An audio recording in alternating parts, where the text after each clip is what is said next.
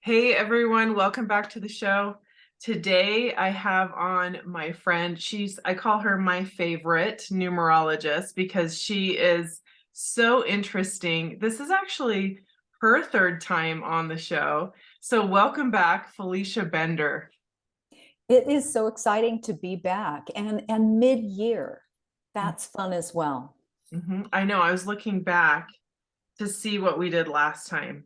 And I've had you on at the very beginning of the year before, and then I had you on mid-year. And I loved having you on mid-year because, or maybe it was even more kind of towards like fall, actually, I think it was. Um, but that's fun because I love once you get to look at things in when you're in it and see how that energy is showing up. So last week I actually met with um a master feng shui, my feng shui master. Actually, we talked about the Chinese astrology side of this year and how things are showing up in that aspect. And so all of a sudden I'm like super into observing the energy because you know we're in it now, and this is fun for me to see. So kind of tell, for people that don't know who you are, tell them who you are, tell them a little bit about you and what you do. Well, okay. So I am Felicia Bender, and I call myself the Practical Numerologist because I love all of this, all of these tools, all of these modalities, these spiritual practices, and yet I am kind of a pragmatic kind of gal. And if you can't use it, feet on the ground, I'm not truly totally interested. So that's why I really like to take these tools and bring them down into the practicality of, okay, that's all well and good. So how do I use it, right? How do I use it to make my life better? And so I've been using numerology and practicing numerology for, I don't know how long now. It's been well over a decade, closer to 15 years, I think. And and so I love using this tool. Those people who might not know what numerology is, it's really funny because whenever I am asked when I'm out in social situations, well, what do you do? And I say I'm a numerologist. Literally 9 times out of 10, people think I'm saying I'm a neurologist. I just had that happen the other day.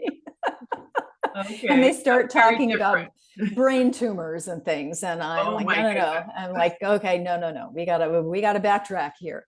So for those of you who are listening, you're like, yeah, I don't know what numerology is, and furthermore, it kind of scares me, or it leaves a bad taste in my mouth because I hate math, right? Because so many people think about numbers and they think about math, and it basically is not about math. And the cosmic joke is that I actually despise math more than anything on the planet, and so it's kind of a cosmic joke that I do this. So to me, numerology certainly is not math. It's actually a language. And so the type that I practice comes from Pythagoras. If anyone was paying attention in math class, the Pythagorean theorem of geometry, same guy, mystic, all kinds of other things. He had this mystery school basically, and in Greece. But flash forward, basically numerology is the art and science, or the idea that numbers carry with them not only a quantitative value, right? We count with numbers, but they carry with them vibration, frequency, and with that, they carry information and data, and we can willingly suspend our disbelief in our technological world that we're in now, because everything is technology, dots and dashes, zeros and ones. I don't even know what we call AI. What is that now? So we're stretching into things in an accelerated way, and yet basically numerology posits this idea that there is code, there is meaning, there is in numbers that we can use to understand ourselves, to understand the universe, all of those things. What I like the most about it is to take it from the macrocosmic to the microcosmic. I love working with people. I love understanding what makes us tick. And you look at you listen to anyone who talks about having a gratifying, satisfying life. It has to do with having a sense of purpose. Mhm. Right? Anyone will tell you that at this point. That's kind of the bottom line. And to me, that's what numerology allows us to see. We use your name as it appears on your birth certificate, and we use your date of birth. And with those two points of information about each of us, we can run an entire chart, kind of like an astrology chart, where we can talk to you, we can look and see all this information. It's like a blueprint, GPS, whatever metaphor you would like to use. It can offer you a really complete picture about why you're here, what you checked in to do, what you're learning, what you're growing into, how you're going to do that, what speaks to your heart and soul, some challenges, obstacles along the way. Gives you an idea about cycles of time that you will go through and what you're learning during that process. It can really give you some amazing insight into where you are, where you've been, and where you're going. Mm, yes, that's all. It can just do. That's it. That's so awesome. I love it. It's so fascinating to me, numerology, and it really is. There's so many tools out there to understand the energetic codes that you came with into the planet. And I think that, they're all fascinating and interesting. Numerology to me is definitely like one of my faves. And I think that I love how you call yourself the practical numerologist. I'm like, that's why I love talking to her so much, is you're so easy to understand. You're practical. So many times some people in the spiritual world, or people that, study energy, they're too out there for me. And I'm like, huh? I don't understand. What are you saying? Speak to me in my terms, or, in layman's terms. So I love that about you. You do have that ability to really just make it simple for us to understand. So I appreciate that about you. Well, I hope so. And yet, even you, Jen, can get as woo-woo as the rest of us, and I can as well. I can go different places on that realm. And yet, I do feel like what you're saying is exactly what matters to me when I'm looking for these tools. I want to know, again, I want to use it. I want to Yeah. use it in my daily life. Yeah, I remember my sister used to come home from the hospital, and she's a nurse, and she would start talking in nursing terms, and I'd be like, hello, English, please. For the rest of us, I don't understand what you're saying. So let's talk about this year. Wow. I was wondering what this year would be like for people. I'm able to see patterns just based on what I do on a day-to-day life. I see behind people's doors. I see what's going on in their relationships, what's happening in their families, what's happening in their own healing journey. And boy, this year is it's a big year of change for people. So How would you characterize it in terms of, if you had to come up with, 1 to 3 overarching mhm, thematics? What are you seeing for mhm. this year? Oh man, I'm seeing huge awakenings, things that people have been. Well, okay, you want me to leave it to 3 words? Okay, let me try that. Okay, awakenings, because you said 3 words, right? 3 themes. Well, or 3 themes. It doesn't have to be Okay, one word. If you want okay, to do one word, that's okay. pretty phenomenal. But yeah. Awakenings, definitely, like, I would say, uh deep healing from the past, things Mhm, that have been there all along, but people never saw them, and now they're being forced to see them. mhm, Um, a lot of relationship stuff, like breakups or things like on the verge, or, people really coming to that crossroads of, you better like make some changes or we can't go on. Yeah. Definitely seeing that. Also a lot of family stuff, like with people uh going through losses in their family or big health issues that have been shockers for Mhm. families thrown in. I mean, this is in fact, as I'm saying this, I'm like, wow, a lot of this is in my own family, that I've experienced myself. So it's not Wow. just my clients, um but yeah, my father passed away in January, right out the gate in this year, January. Um and then after that, my sister, immediately after that, my sister, who's not very old, had a lot of health stuff that was she was in the hospital for a long time, and we went from literally focusing on my dad and Mhm. getting through the funeral to all the focus then went on our sister and us, sending her prayers and vibes and support. And so yeah, it's been a big year for that. Okay, well, let's put it into a little numerology petri dish. How Hmm. about that? Yeah. Which is this year. So in numerology, we look at several points of departure in terms of, again, cycles of time. So the universal year is as it sounds. It is it numerologically indicates what all of us globally, universally are experiencing. Um, Again, as a global community. And this is a very easy calculation. We simply take the year, so it's 2023, and we add those four numbers together. 2 plus 0 plus 2 plus 3 equals 7. So we are in a number 7 universal year, all of us. So what does that mean? Numerologically, the 7, when it shows up as a cycle of time, it is a pausing period. It is set up for deep, and I mean deep, rather profound, somewhat DNA changing spiritual and or personal growth. And it comes from really asking the deeper, darker questions. In therapeutic terms, it is a year of shadow work. Really, really, really, for all of us, again, globally.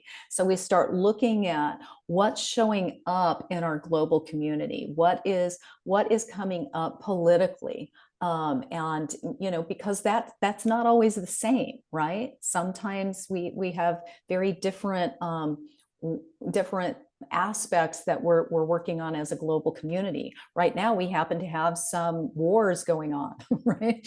We happen to have a lot of political underpinnings. We've got, I mean, I could go on and on about all of that, but we can start placing it in the context of the universal energy with the 7 is about, it's about research, it's about R&D, right? It's about organizing, it's about really stepping back and asking why. Why are we in this situation? Why are we responding the way we are? It's not only about asking the questions why, but it's almost in a deeper way, really even looking at the questions that are being asked. Are we even asking the right questions? I mean, it's that philosophical question about, I mean, I have a PhD, and it's funny because when we were deciding on our research and all of that, one of the things you learn is that basically the question you ask presupposes the answer. Mm. Depending on how you ask the question depends on, so many times people will have the answer, and so then they'll kind of back into the question, right? Rather than actually being curious and asking a question and really exploring the pathway to an answer. I know this is sounding a little bit Yoda-ish, but that is really the energy of the 7. It is getting down and dirty with that. It is a time where it's not about action. It is about contemplation. It's about processing, probing, and digesting. And to me, it's also bridging science and spirit. It's about understanding that both can commingle and coexist, and the highest levels of science actually are benefit from the merging of these other modalities, the things that may not be as quantifiable. And yet they're becoming more quantifiable. Does that make sense at all? I know I'm kind of going off on a little bit of a 7-ish rant, but and I mean that, though. The 7 is more about those quandaries, chewing on the intricacies of it all and really, really digging deep. So for me, there is a numerologist. Her name is Dr. Juno Jordan. She's passed on, and yet she says something about the 7 as when it shows up as a cycle that I love, because it's so simple. And yet for you go, oh, that's simple. That's kind of stupid. And then you go, oh, wait a minute. That's a little. So she says that when you're in a 7 cycle, as we are universally, all of us, it is a year to develop the right state of mind. Oh, well, that sounds simple until you start really, really looking at it. So it's exactly what you're mentioning with what you're seeing as themes with people's lives right now. It's what is the right state of mind? It's that aspect of looking at all of the spiritual teachers who were talking about being present. It's all about what you're thinking constantly is creating your own reality. And it really, really brings that energy up to the forefront. And so to me, it is universally, globally, a very intense time for people to begin to uncover and unearth those, like what you were saying, the trauma or the dysfunction or the thoughts and the ways of being that simply don't apply anymore. Right? Yeah. So that's the 7. I mean, the 7 is a time, again, the beauty of it is it's a lot, I would think, globally. Again, there's a lot of research and development going on with new technologies, with different ideas, different aspects that will be hopefully fine-tuned and then brought into the world maybe a little more significantly starting next year. Next year is more of a launch pad. This year is more about getting it fine-tuned, I guess, is a good way of putting it. So, and at the end of the day, it's about taking time. Again, health concerns are one of the big things that can happen in a 7 cycle. Just asking you to tap in and tune in more with your needs. And often the health needs come in as a spiritual crisis that leads you even more deeply into your true nature. Your true spiritual nature. I know this sounds so heavy, doesn't it? Usually I'm a little more lighter and more buoyant, but no, it's real, it's true, and it's really, I'm sure, resonating with people because that's what's here, and I love it. I love healings. I love awakenings. When you said it's a year to I think you said cultivate the right state of mind. That sounds like, oh, that's awesome. But you're right. Once you get into the thick of it, it's like, awakenings, healing, cultivating that state of mind and really digging deep and pulling up that trauma and facing it and letting it go and all of that. Man, it's hard. It is One hard. of yes, and one of the kernels that I find very that's very significant about a 7 cycle is it can really pull on our feelings of being victims. It Mm, can really pull on, well, that's not my fault, and this happened to me, and why did that happen that way, and that was bad, and this is not fair, and all of those ways in which we place ourselves as the victim, as like that helpless, yeah. helpless victim of other actions. And really the 7 is calling us into taking responsibility for everything Mm, that we experience, which is not to, and some people would recoil, well, this horrible thing I had, someone, I don't know, what example could we use? Someone was in a horrible car accident, let's say. I'm not saying it's your fault. And yet, that's not the point of taking responsibility. It's not saying you called that in or whatever. And yet maybe you did on some level in terms of needing to really, really have a reason to slow down and really take a look yeah. at certain things and certain aspects of life, Mhm. and not be given the opportunity to simply be on autopilot. Right. Yes. Oh my goodness. Now that I think about this, Felicia, I like with the 7 universal year, I want you to speak to the personal year, and then the like how does that show up for people, and then like the micro and macro scale, how does that show up, because it's going to be different, right, of what's happening the 7 for me personally within my 4 walls, and then also looking at it, putting that template on the macro scale as far as what's happening in the world. Yes. And then Let's you look. also have your personal year that comes in as well. Man, I think about those people that are in a 7-7 this year, like personal year 7, and then the universal year 7, because you know what's interesting? When I was in my personal year 7, my mom passed away. And now I'm in the universal year 7 and my dad passed away. That's interesting. That is. Mhm. I love seeing that's where numerology becomes really beautiful and fascinating and informative on a very personal level, Mhm. because you could read anyone's chart and go, well, this, that, or the other thing. And yet for you to notice that is a really um, beautiful detail for you that can give you your sense of, to me, I would read that as that the death of both of your parents Mhm.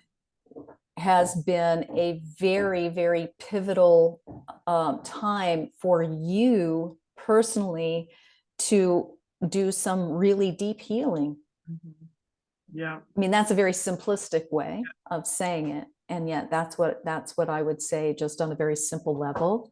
Yeah. And yet, so let's look at that as succinctly as we can. So let's think of the universal year as what we're all, that umbrella energy that we're all experiencing. So it's a little bit more, it's a bigger playing field, right? And so now let's look at what is our more immediate energy that I think is even more let's that affects us even more personally on our day to day during a given year. And it's called the personal year. So, do you mind if I just use your birth month and birthday? Because that's Sure. all we need for the personal Yeah. year. So, those of you listening, if you want to, calculate yours, it's a very simple calculation. You take your month of birth, your day of birth, and then the current year.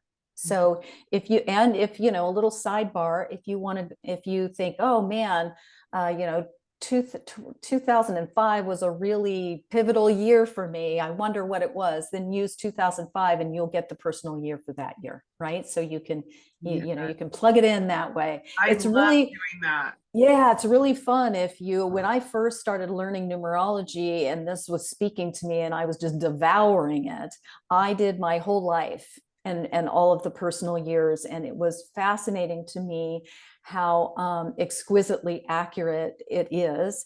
and that all of these punctuation marks in our lives often reside in the transition points between the 9 and the 1, because the personal years are, numerologically speaking, 9-year cycles that we experience from birth to death. So to me, I kind of like it. I like to consider it like knowing the theme to your party, right? Because Yes. it's a lot more fun that way, first of all. And second of all, it really is a good way of looking at it, because you don't want to show up at the wrong party in the wrong outfit, right? For an entire year. And we often think erroneously that every year is the same, right? We just, the same opportunities, it's just what we make of it. Well, with numerology, that really isn't true. We have energy that is supporting us during a year, and often we'll feel it. And yet when we can put it into words, because the words have power there, we can put some parameters around it and a framework there, we can really make the most of the energy that is there to support us. And then we can also understand what's not being supported, the challenges or the caveats that might come in with that. So with that said, if we look to do this calculation, you were born on March 11th. So March is a 3. That is just a 3. All right. So you would put a 3 down there for March. The 11th is actually considered a master number. So if you're born on the 11th, or if you're born on the 22nd, those would not be reduced. So we'll just keep that as an 11. We could get more in a deep dive, but for this example, we don't need to. Just know that in this case, it is an 11.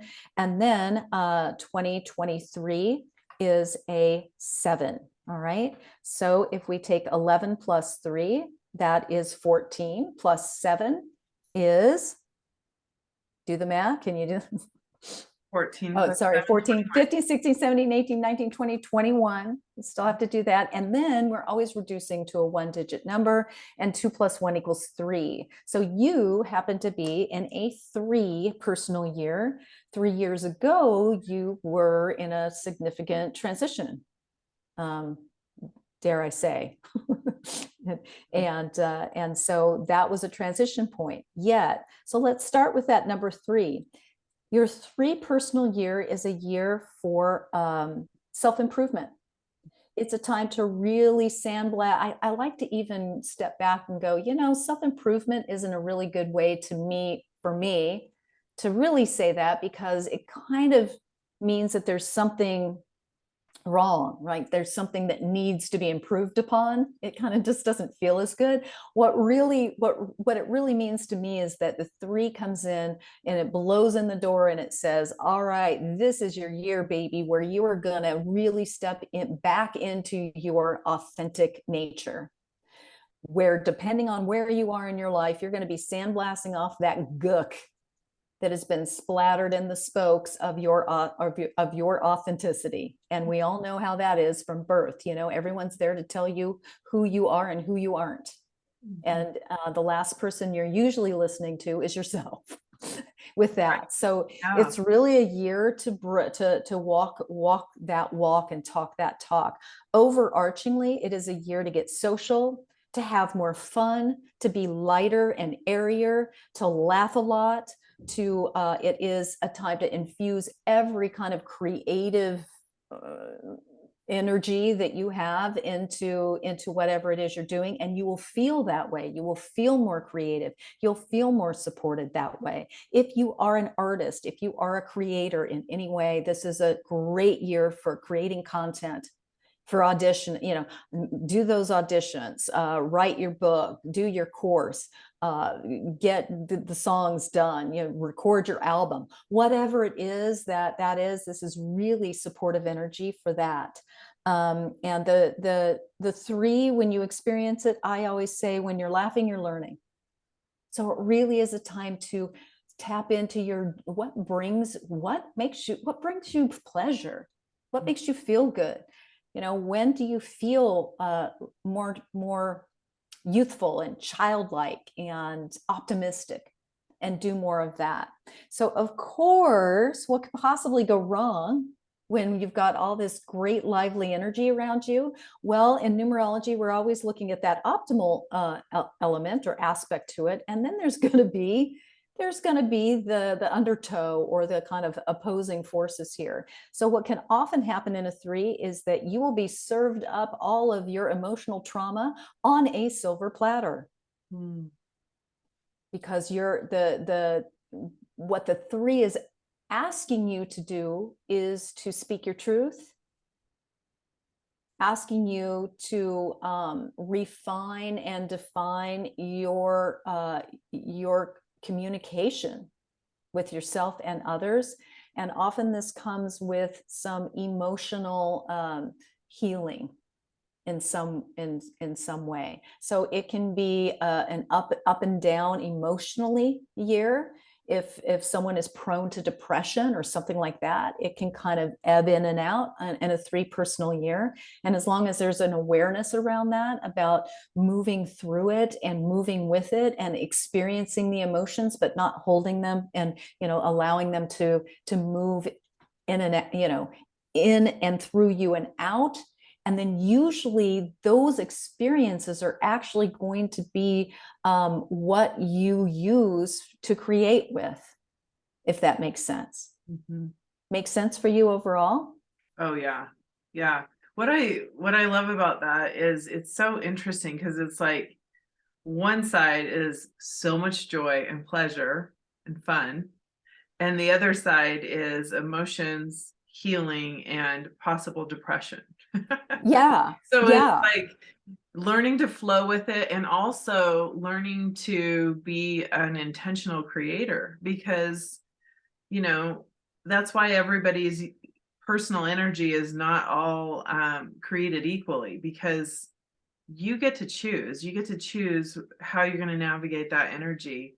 But it is so helpful to me once I found this tool to understand what the energy of the year is, because I feel like if you know, it's kind of more like a roadmap. And instead of just getting whipped around by the year, that's kind of how I feel, right? Absolutely. It's like, oh my gosh, you know, crying uncle. What is that when you're, you know, remember when you're kids and Yeah, someone oh would yeah, tackle you down, you're like, yeah. uncle, you know, let me go, is what it is. And that is what I think is so powerful about this. And it can give us really a wonderful container for that. And also, to me, it really is a matter of even just having the words to understand what's happening and to come back to, right? So if I'm experiencing a particular personal year, and I'll just come up with like my keywords for the year. And so like with you, you could come back to, when you're feeling a little shaky, come back to expression, creation, pleasure, you know, those things that you've got. Oh yeah, oh yeah, that's what I need to keep aligning with. And then every time we do, we actually feel better, right? And that's the ultimate, that's the ultimate barometer. I mean, is how do you feel? Because your mind, body, and spirit is going to respond to when you're moving in the flow of it, and when you're in alignment, so to speak, with what's going on. Because if you then, very briefly, next year, a 4 personal year, is about implementation. So what you create in a 3 personal year is going to, you're going to wake up next year and go, oh, holy crap, this feels more serious this year. This feels like I kind of got to get my ducks in a row, got to get it together. And it's almost like you take your file folder out and put it on the table and go, okay, I got to review my life's business plan. let's take a look. What is expired? What isn't, right? And it's doing that. It's about systematizing things, setting things up, implementation, getting things in a row, figuring out your kind of longer range goals in a 4 personal year. What are the caveats during that year? Limitation. There's just going to be things that don't go right. There's going to be things that take a longer period of time. There's going to be frustrations, all of that. It can be very work focused. So you also have to learn to take breaks seriously in a 4 personal year. The 5 personal year is after you get all that stuff implemented and get everything structured and the foundations, then you have something to stand on for a year of change, freedom. So freedom is what the 5 personal year is all about, investigating your levels of freedom, what's working for you, what isn't. And it's a time where there will be changes during a 5 personal year. It's a great year for getting your sexy back, because the 5 is all about sensuality and that sort of thing. And it's a great time for travel. So it's one of those things as well, as if you're, looking at the numerology and you're like, oh, I'm getting these, all these offers to travel, but I just don't think I can. And you're like, no, wait a minute, step back. This is really in alignment for the year. And this will be what moves the needle for you. Because again, the opposing force there is fear.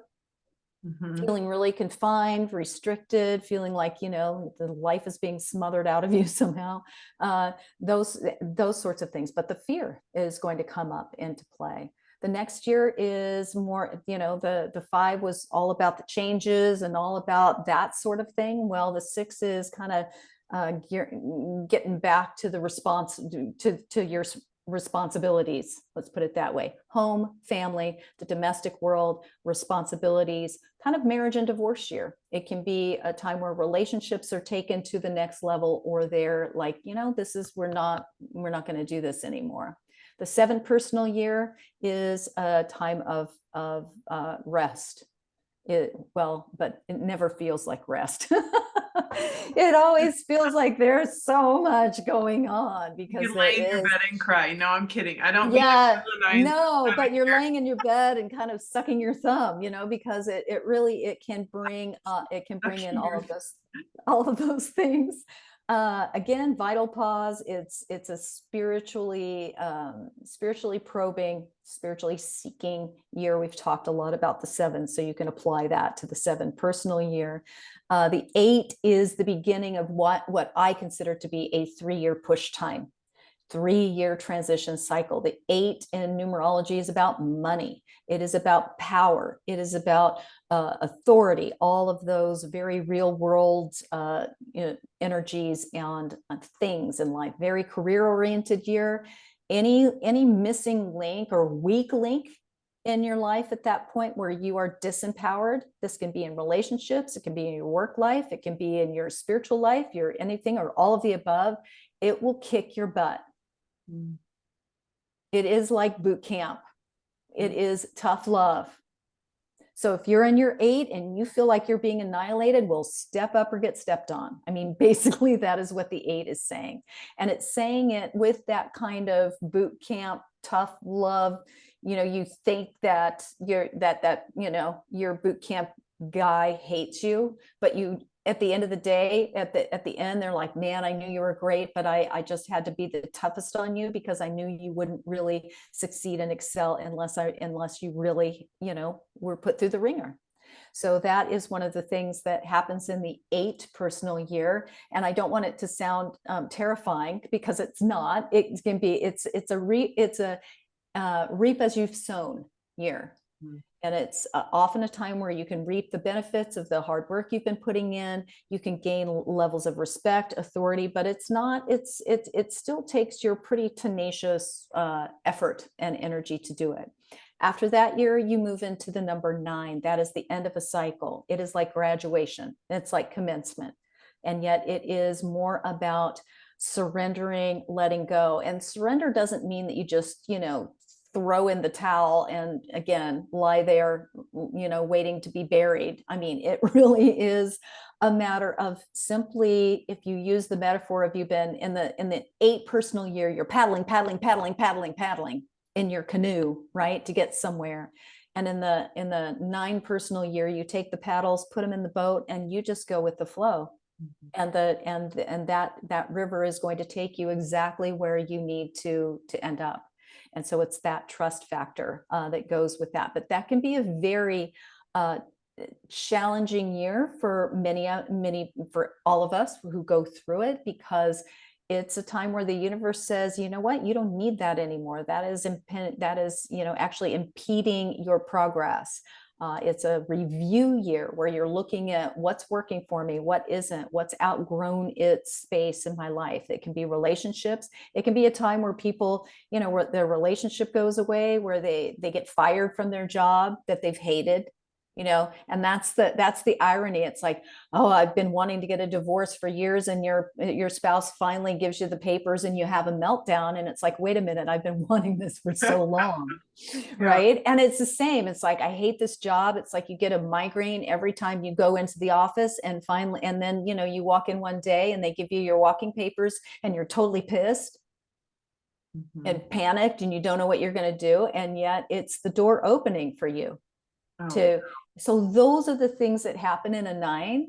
It just doesn't feel like all jazz hands when it's happening, and yet it is jazz hands, because when you go out the other side, it's going to take you into a much more a bigger, better place, basically. All right. I love So that. then, What a great way to look at that. and it is the Love it. truth. So it's just, you have to remind yourself Yep. consistently when you're in it, that that's the point. And Yeah. it's the point where the tide is out, not in. So it's not a time to start things, it's a time to finish them, Mhm. right? To complete them. The next year is a 1, new beginnings, brand new cycle. The 1 is as it sounds. It is you're writing the new chapter for your new book. So it's going to be new starts, new beginnings, all that goes with that. And then after that, the 2 personal year is kind of meant as a little bit of a respite for those in their 2 personal year. The 2 is about love, relationships, patience. It's more of a time where you've been working and doing all these transitions from the 8, 9 into 1, and now you get to kind of watch to see what grows, to use the metaphor, if you've been planting the seeds. So let's see what grows and how they're going to grow. So during a 2 personal year, it's not like you again just sit around in hover mode, and yet there'll be times when you're out there watering and weeding and doing all the things that you need to do. And yet, what do you do when you're waiting for it to grow? Well, and when you're waiting for it to grow in a 2 personal year, you're tending to others. You're tending to your relationship life. It can be a time where if you're single and ready to mingle, you can meet a significant other. You can get married. You could have children. You could, all of the things that are related to the 2. It's a great time for networking. If you're, business or looking for another job or strengthening that, it's really a time after that the 1 personal year in the 2, where you're really solidifying your new tribe. Like, who do you really want in your circle? And it's a time to really devote on yourself to feeding that with your time and energy and heart. So that's the 9-year cycle. Now we're back to the 3 where we started. Yeah. So what Felicia just did is she just went through my personal years. And so you could kind of make a correlation, because I'm in a 3 this year. So she went from 3 all the way back full circle. And oh, my light just went out. Interesting. um so so to recap here, because I know you and I love this stuff and we can totally talk shop, but to recap, we're talking about 2 different layers here. There's the universal year, which is 2023 for every human on the planet. They are going to be feeling the energy of the 7, which is what we're in this year. And it goes in order. So you go from 7, next year will be an 8, the next year will be a 9, and then you start back over at 1. So Correct. you always, like Felicia said, you always just take the current year and add up all those numbers. So 2023, 2024, and so on. And then that's the energy that you're in. So you can always, you know, look up, you can go on Felicia's website. You have such great information on your website. I go there every month to look at my monthly forecast. I love that so much. That's so fun. So you can go on her website, FeliciaBender.com. We'll put it in the show notes and look up. It's kind of like looking up your horoscope, kind of navigating the energy of that. But I always pay attention to, you know, who is it that is, if the vibe is, if there's a negative undertow, I don't go to that person, because I love how yours is very fun. It's very, and it's not just rainbows and butterflies. You do, you know, tell it like it is, but it's not, it doesn't give me that, oh my gosh, this month brace yourself because, you know, this is going to happen. Because then as a creator, you don't want to plant seeds of negativity. And so I love that about yours. But then we are also talking about the personal year, and that is for each individual, you have your own personal year. So you take your month, your day, and then the current year, add those all up, reduce it to a single digit, and that's going to be your personal year.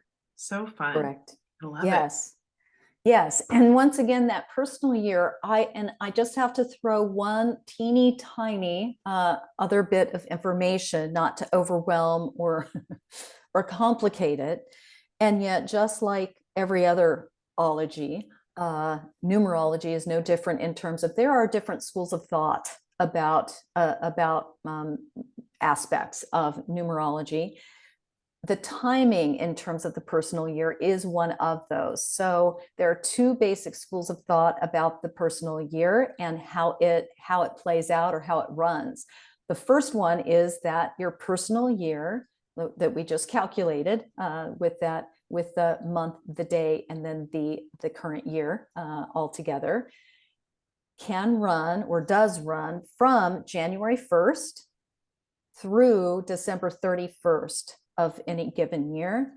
I also would say that I feel that that energy that is related to your personal year is more intense or intensifies around your birthday time.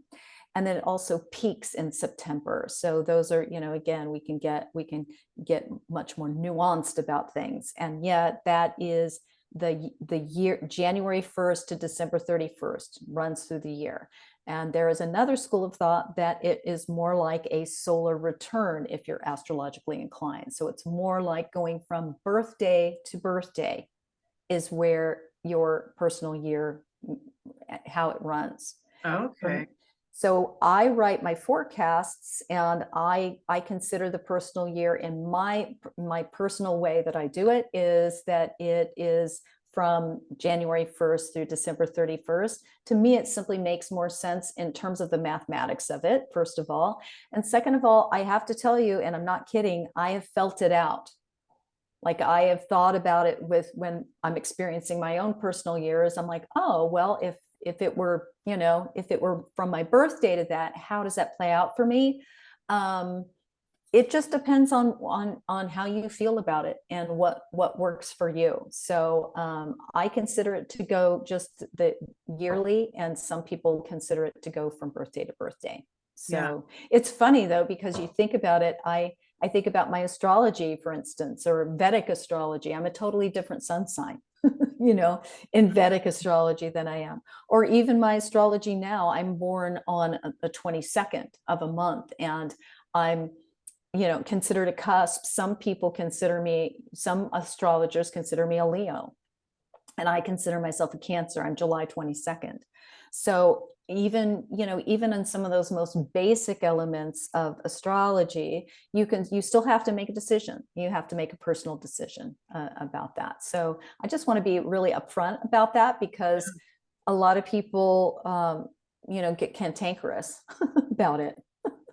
And I just want to say, hey, sorry, but here are the two schools of thought, and it's up to you. It's up to you to figure, just like everything You everything have to go in life. within and feel what feels right to you, which is what so many people have been so out of touch with. And I feel like this universal shift that we're going through is really bringing people back to like, hey, what do you think? How do you feel? You know, Mhm. go within to get your answers. It Mhm. reminds me though, what you're talking about, Felicia, it reminds me of feng shui because I am a feng shui consultant. I got my certification. And when I was studying feng shui, I mean, there are so many different schools of thought. You know, you can have one feng shui practitioner come into your home and then someone come behind them, and they can be very different ideas. And at the end of the day, I always would tell my clients, like, you have to go, how does this feel for me? Because it really is studying the energy of how you feel in your space. And so it's like that, you know, whatever feels right to you. But as you were going through those personal years and the energy of it, I was literally like calculating. I hope I wasn't giving you RBF because I was literally calculating in my mind like, okay, what year was that? But I thought about something, and that is the year 2000 for me was the year that I went through just one of the hardest years of my life for sure. And that was a 7 for me. It was a year of my divorce. It was such a huge turning point for me. But I don't want to villainize the 7, you guys. I want to speak to that for a minute because I don't want people doing their calculations and going, "Oh no, I'm in a 7." Because I have to tell you, just like Felicia said, um, that, you know, with a 9 year, you were saying that, you know, later you go into that job that you hated and you get laid off, and in the moment, you are so scared or upset, and it really does come down to fear, usually with everything, that we're just afraid in that moment of that change. But looking back on 2000, that year, it was such a beautiful I thank God for that year. It was Mhm. such an important year for my life, and it was a huge, huge turning point.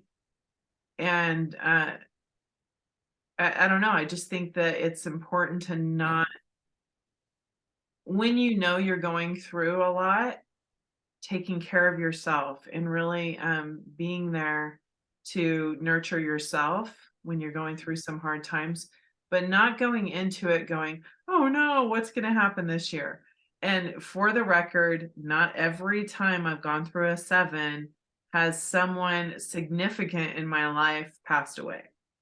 That's important to know too. Very good to know. No, seriously. Mhm. And, you know, just because you're going through a 9 personal year doesn't mean that, you know, that it will just absolutely wreak havoc in this, you know, horrific way.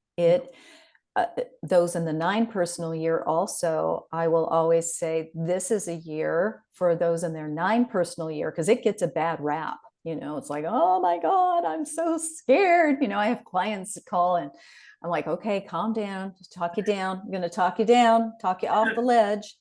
And because truly it is a time where dreams can come true when someone is truly madly and deeply ready, willing, and able to let go of what is no longer serving a positive function. And I've told this story because it's a true story, and it's dramatic, and yet it's true. And so I'll tell it anyway, just as a point of illustration, I suppose. So I was teaching a workshop years ago. We were talking about the personal years, and there was a woman. She must have been in her later 50s, and we were talking about personal years, and I said, okay, so who's in their 9? We did all the calculations. She raised her hand, and I said, okay, she was the only one. And I said, so how's, you know, I was kind of fearful, a little trepidatious. I said, so how's that going for you?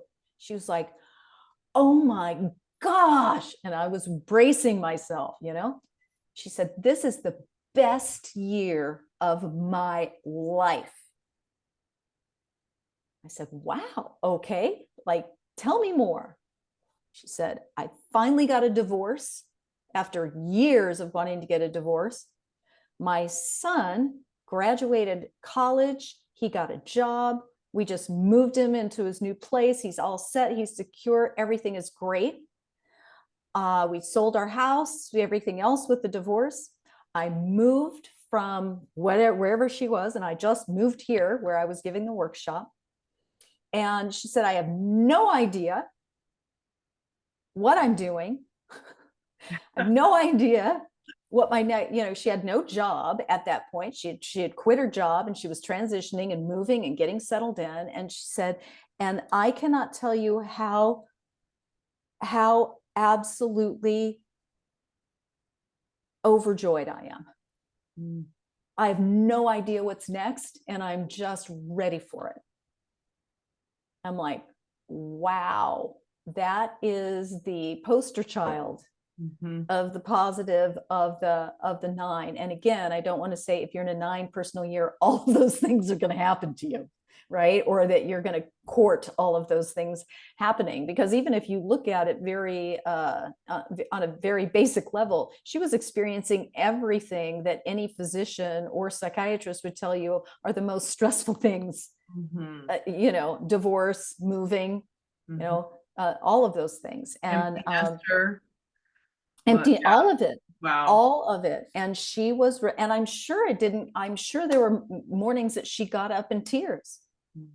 I'm sure that there were moments when she was like, what the hell am I doing?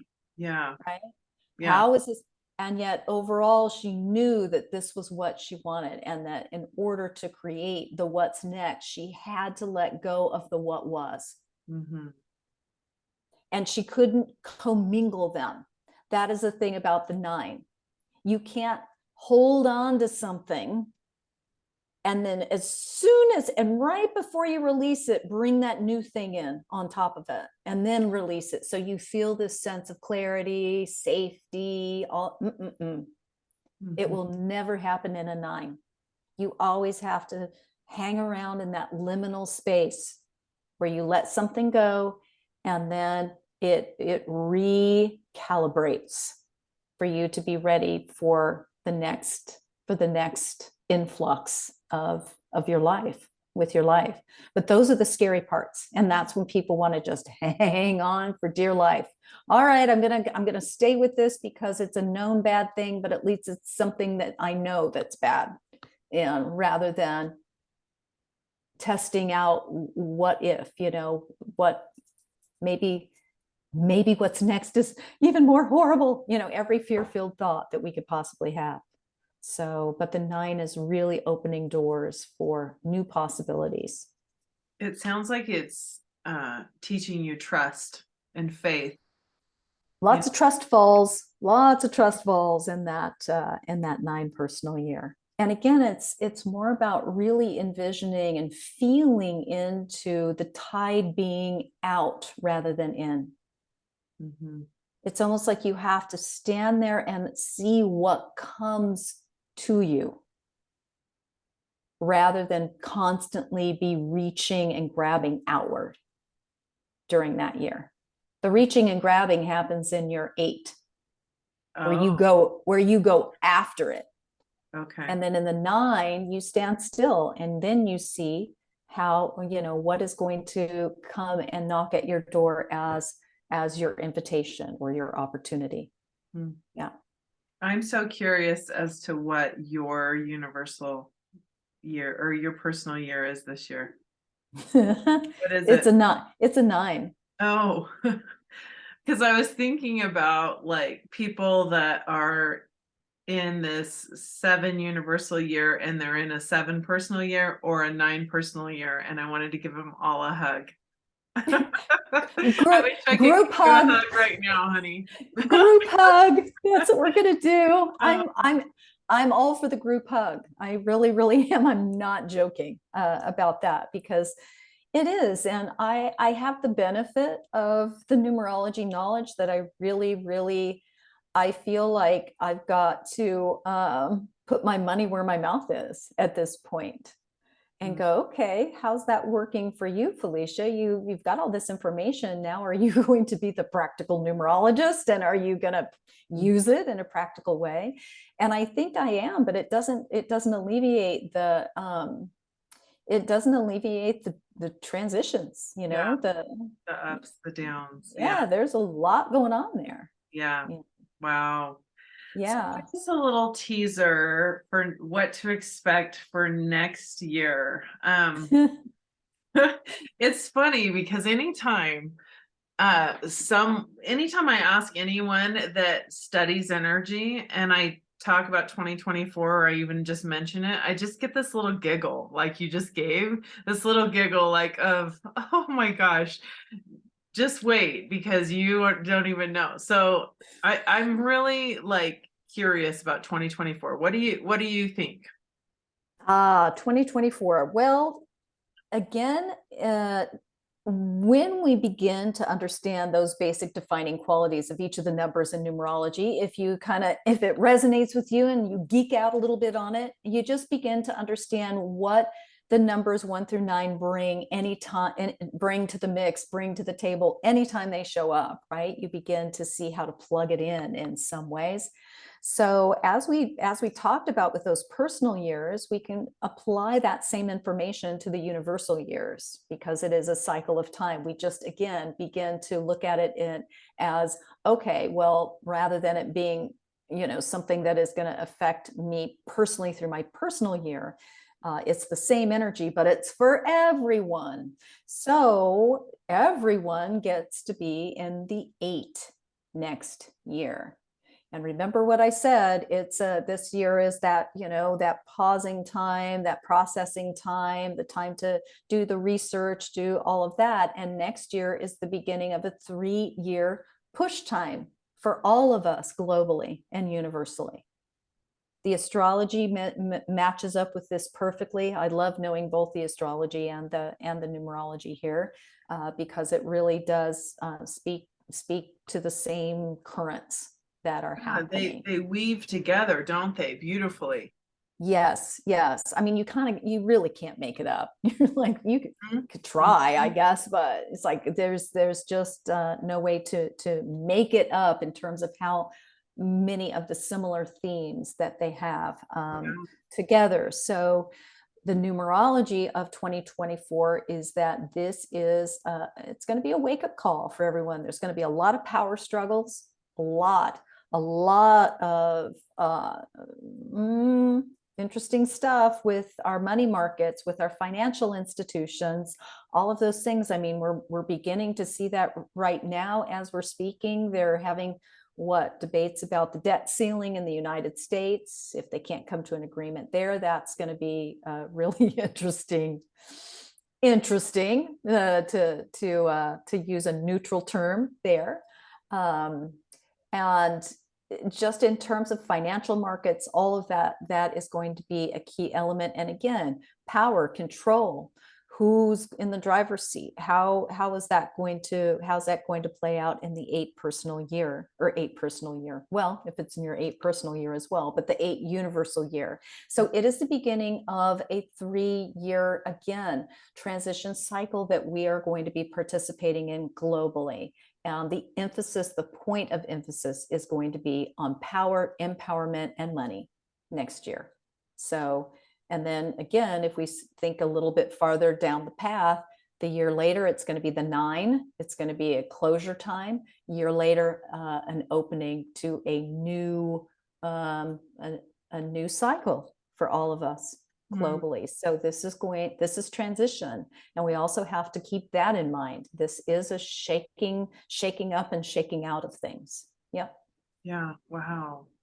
What do you make of this time that we're going through as humanity? Like, what do you think is going to happen in our world? I mean, I don't mean like for you to like a crystal ball of like, hey, what's going to happen, right? But what do you feel like this? Because I think we can all feel it. If you don't feel that there's a massive shift happening on our planet and change like you've never seen before, then you must be in a coma, or sleepwalking, right? But what do you think this is all about? Well, that's a really good question. I mean, that we could talk about that for a really long time, couldn't we? I simply, once again, I reference astrology, I reference other things of that nature. I just feel like, again, the planet, Mother Earth is crying, you know, and she doesn't need us. I mean, we've been pretty unruly children, Mhm. and we've been very rude, and we've been very yeah, we have been pretty cruel, haven't we? So it's going to be, I mean, and she's, you know, she's going to make us clean up our rooms. So, Mm. uh Oh, what a I great just, way to say that. yeah, or whatever, however you want. And I mean that really sincerely, because we are at that point where we've got to figure out that we've been very abusive. Mhm. We've been abusive as a human community to our home and to our earth and to each other. To each other And too, yeah. so, Big yeah, I mean, wow. that's the bottom line. And so, if we want to keep doing that, we all know, you know, we all can look at the history of war and see how that, you know, just keep battling it out on the battlefield. Let's see what happens, right? We can probably guess what will happen there, or we can, you know, we can reconfigure and figure out different ways of being. And I Yeah, think that's where we are at the how do we do these, how do we open to different ways of being. And I think we're on an accelerated course yeah, of being able, of manifestation, one way or the both ways, right? And into, yeah, let's close this down, or yes, let's open this up. yeah, yeah. Wow. Interesting. Like, pull up your popcorn because Exactly. quite the time. But I think that we all have to take responsibility for our own light and our own journey. And it's so beautiful to see the work that you do and you showing up for people to really look within and understand themselves and go on that healing journey. So thank you for being a part of that. Well, Humanity and you as well, needs and that. you as well. And I find that that is something that we are also all coming into right now, is the idea that that how to say it in a way that doesn't sound really corny or maudlin, which is really our responsibility is to heal ourselves. It's not to try to change everybody else. Yeah. And not to, you know, and not be the one who, you know, puts your superpower cape, puts your super cape on and goes in and does all these huge things in life. It comes down to each and every one of us kind of healing ourselves and doing the best we can do in that way, because then the repercussions are just undeniable there. Yeah. I don't know if I'm saying that properly, but I Oh, think you know what I absolutely. mean. It makes me think about somebody that I was just talking to, and she was saying how someone can go out and they can be like helping everybody else's kids and like you wanting to save the world. Meanwhile, their child's at home depressed and sad and lonely and feeling all alone on the sofa. And the mom doesn't even realize because she's out there focused on so many other people. I mean, we Yep. can all kind of understand and feel that in our core because, I mean, it's a valid goal to go out and want to save the world, but you have to start on the micro scale first. What's going on within your four walls? Yeah. And if you're empty, or if your family's empty, then you got to fill that up first, and then you can go from there. But yeah, I love that. Yeah. Uh, Absolutely. yeah. So tell everyone how they can get in touch with you, and what do you have going on these days? Like how can they find you, and what can Best way to find all things numerology. If you're numerology curious at all, go to FeliciaBender.com. And again, like you were mentioning, there's a monthly forecast, lots of free resources there, life path information. There's a calculator for that. There's a calculator for that personal year. If you're unsure after this podcast, you're like, I'm not sure if I added that up right. So you can go take a look there. I do offer everything from private sessions to online courses to I also offer a certification program and a numerology for entrepreneurs program. So just different ways to use this really fantastic, art and science of numerology to make your life better on every realm. Mm-hmm. I did a reading with Felicia and it was awesome. So great, so insightful. So I definitely recommend people go to her website and get a personal reading. Start there if you want to get certified, that's awesome too. That's something I would love to do one day in my free time. In all your free time.